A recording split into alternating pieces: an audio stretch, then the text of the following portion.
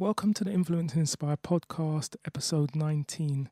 And I'm delighted to say my guest today is Renée Davis, founder of Out the Box. How are you today, Renée? I am doing well, thank you very much. Yes, nice to hear from you. Thanks for having me. It's no problem.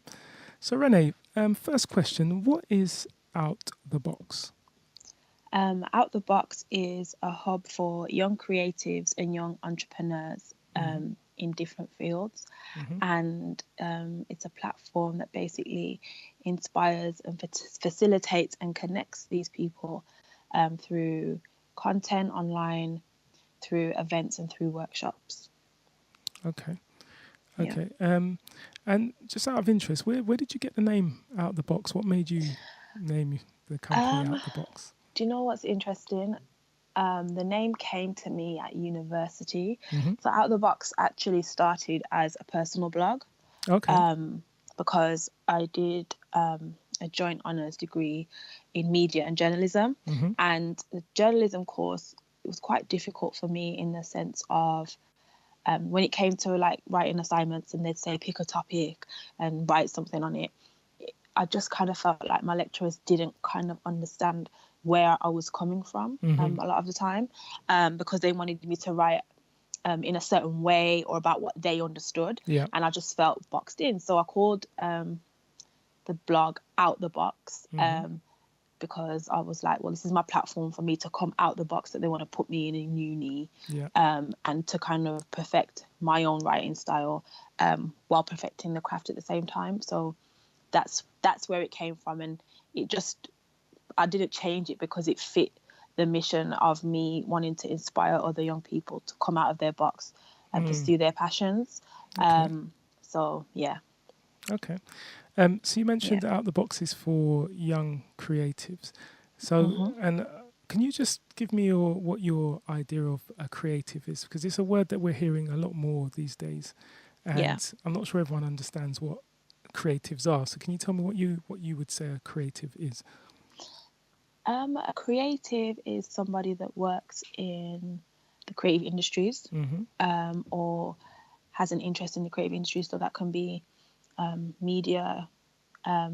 So under media, you'd have journalism, like like TV, radio production, all those different things. And you have someone in marketing, someone in tech, in those different areas, in the arts as well.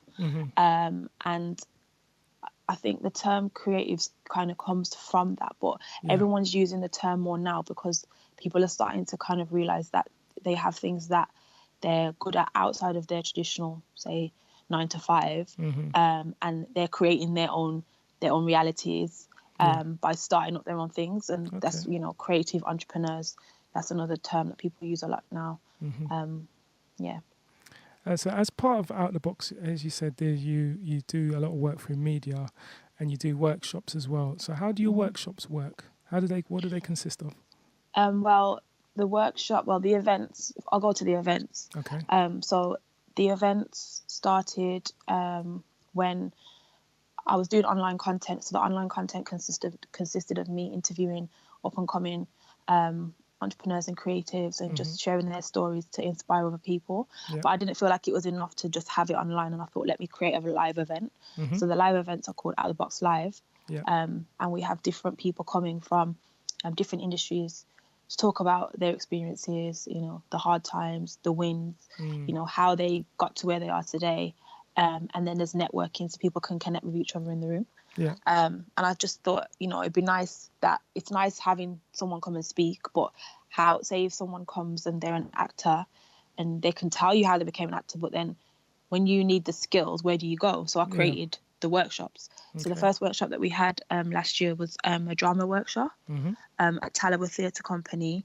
And we had some young aspiring actors come and learn from Flourish Drama Company, who I brought in to teach them. They learn how to produce a script and perform the script. They did different acting exercises. So they literally came and learnt new skills to go away and apply into whatever it is that they're pursuing. Because it's hard.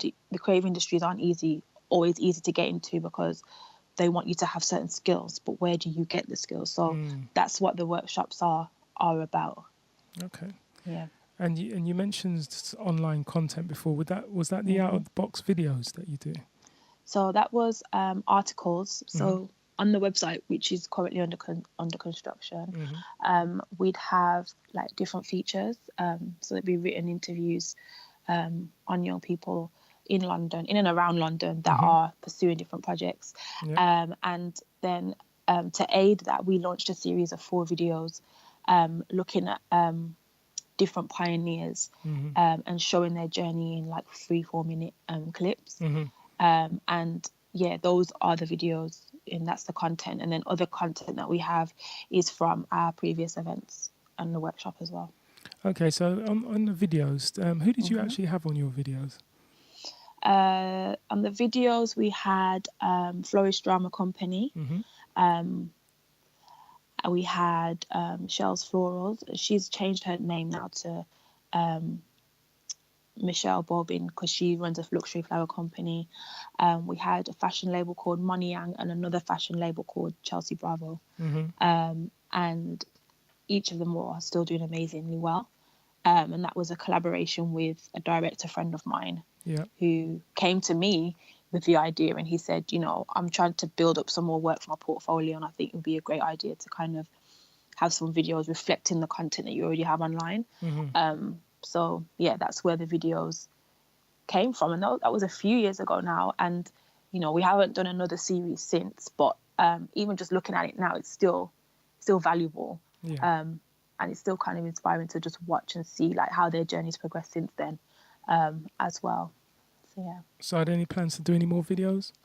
There is some plans to do some more videos, and one thing that I'm interested in doing is getting people that have been to all the past events, you know, on camera, and getting them to kind of speak about how the events have helped them, because I've had many people coming back to me and saying how, you know, since I went to your last event, I met this person and we worked on this project, or I hired this person that I met at your event. So I want to capture that on camera and do like a little mini series on just the power of, you know, reaching out to people and being open and speaking to different people, because you don't know where it can lead. And I've had some good feedback just from people attending the events. So yeah.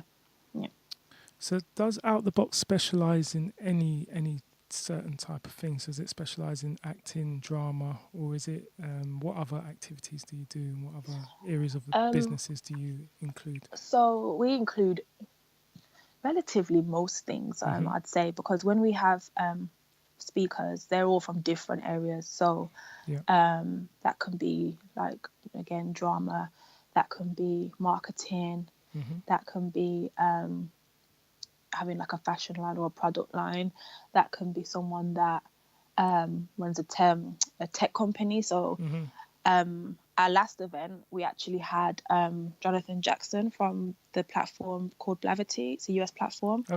And he's the co-founder of Blavity.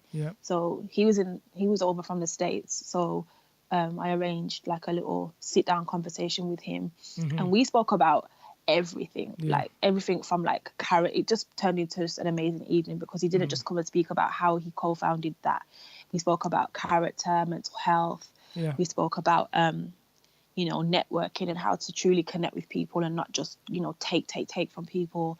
And yeah, we cover every and anything. So our next event in December, we're going to have an actor, Tom Mucci, and Priska Moyesa, who runs a talent and marketing agency, and she looks after people like the Igbula sisters that were recently on Big Brother.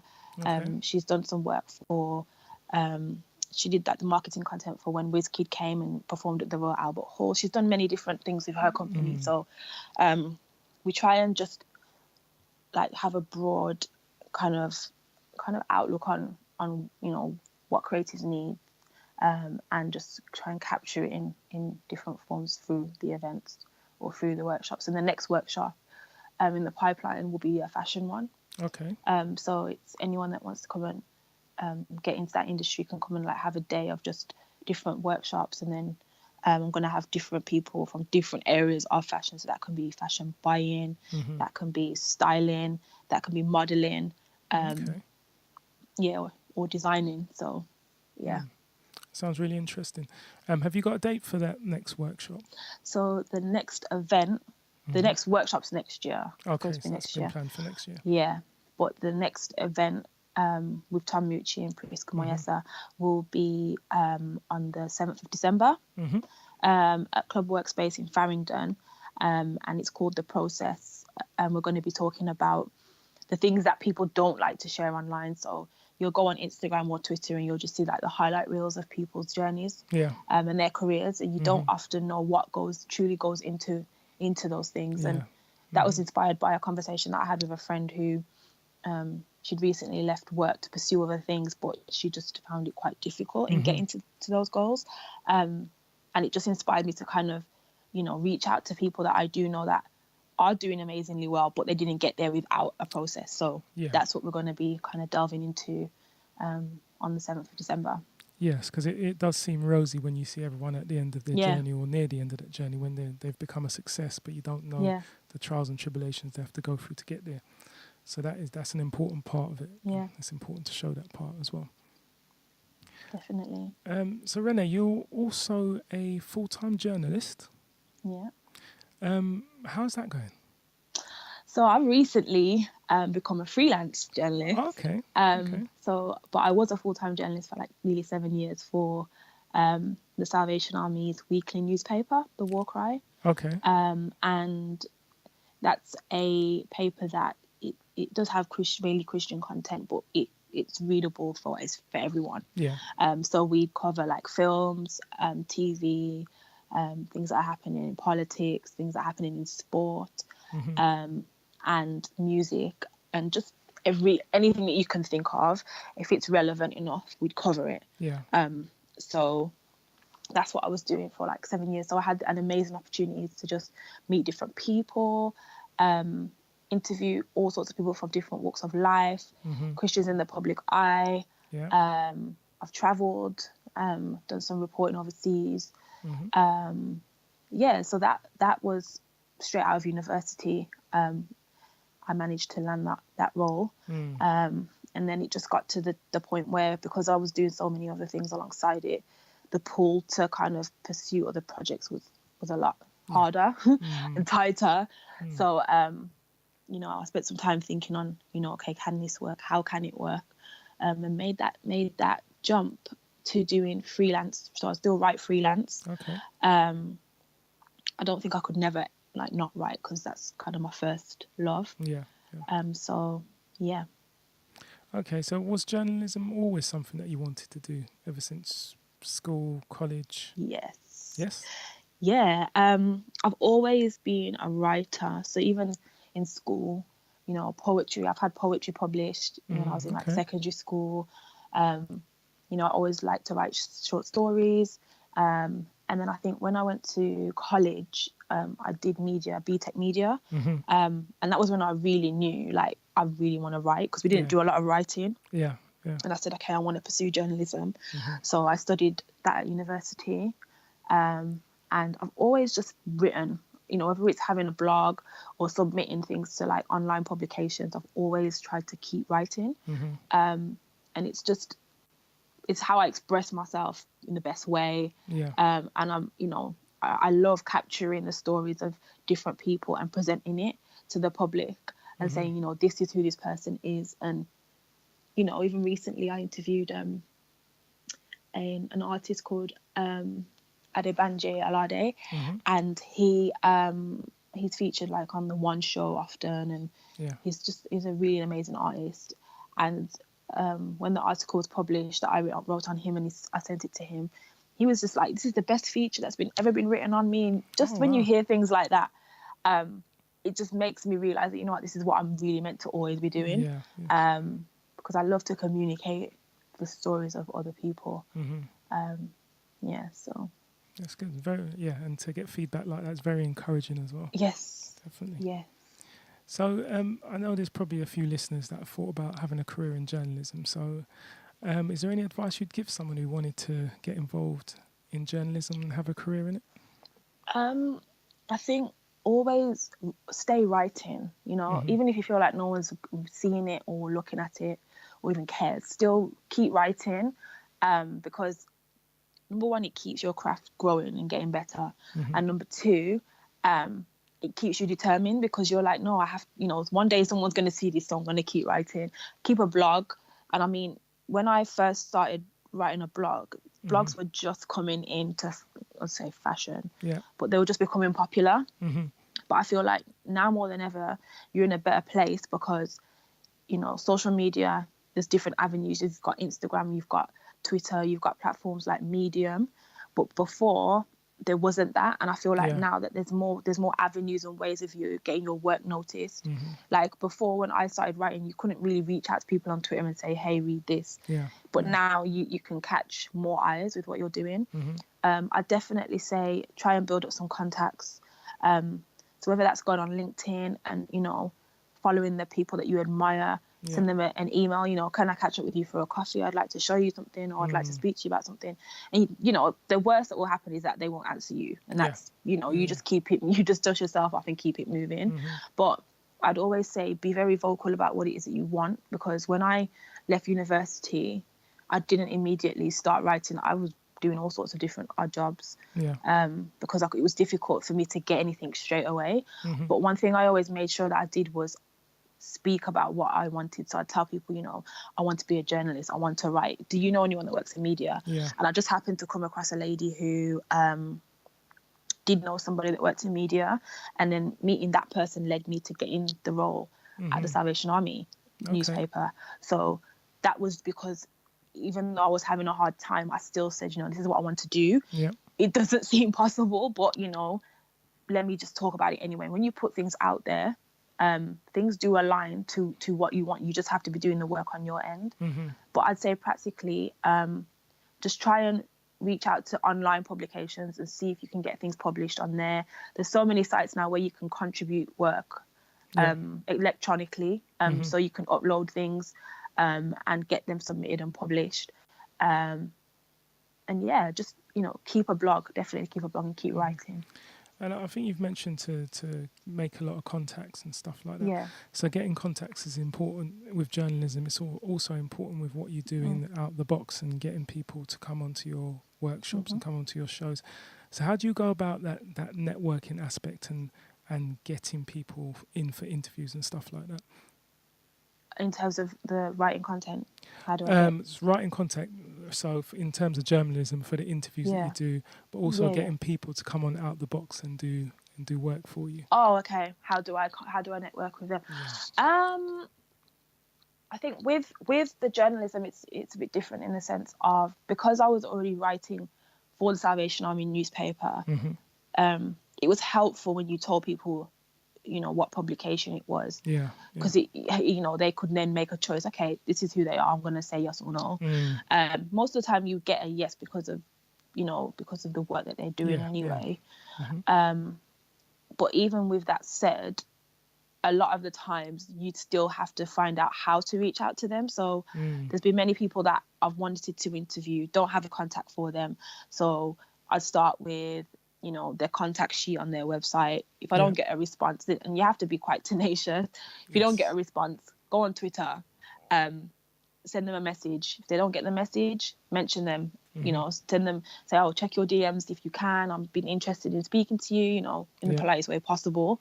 There's many ways to kind of get somebody's attention now. And I feel like if you don't hear back from somebody the first time, try another way, because there's more avenues now to do so. And that's helped quite a lot. Twitter's definitely helped quite a lot.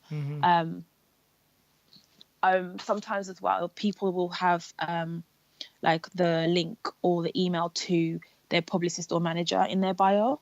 So always look out for that. So that's how it kind of was for me in journalism. And also contact sharing. So then when you make one contact, if you know that they're in one particular industry, you can say, oh, do you happen to have the contact of this person? And they're always more than happy to pass it along to you, especially once you've worked with them, because they know that you're credible. With Out the Box, do you know what? Like, I was very fortunate in the beginning to just know people anyway. So my first event, I had my friend who starred in Danny and the Human Zoo, which was a Lenny Henry biopic. Yes, I remember that. So Cassie and Franklin, I grew up with him. Okay. So yeah, we've known each other since we were like 11. So he's just a friend of mine. So I said to him, I'd love for you to come and speak about your journey to becoming an actor. He came and spoke. Another young lady who's a children's author, I met her at my church. We had like another lady who she won an MBE, not won an MBE, she was awarded an MBE for her services to the cosmetics industry. Dr. Johnson. I met her through my dad, but again, she wouldn't have come on board if I didn't reach out to her. So I reached out to her and I said, I really love what you're doing. I'd love if you could come and speak to the young people at my event, and she was happy to do so. So whether I know them or not, you still have to ask and reach out. A lady I met at a Google conference, and I just kept in contact with her. And when the time came for me to put on the event, I said, I remembered that you did this, and I'd love if you could speak about your company. And people are always more than happy to share. I think people want to share their journey and have an outlet to say, this is what I've faced, this is what I've achieved. You can get through it, you can do it too.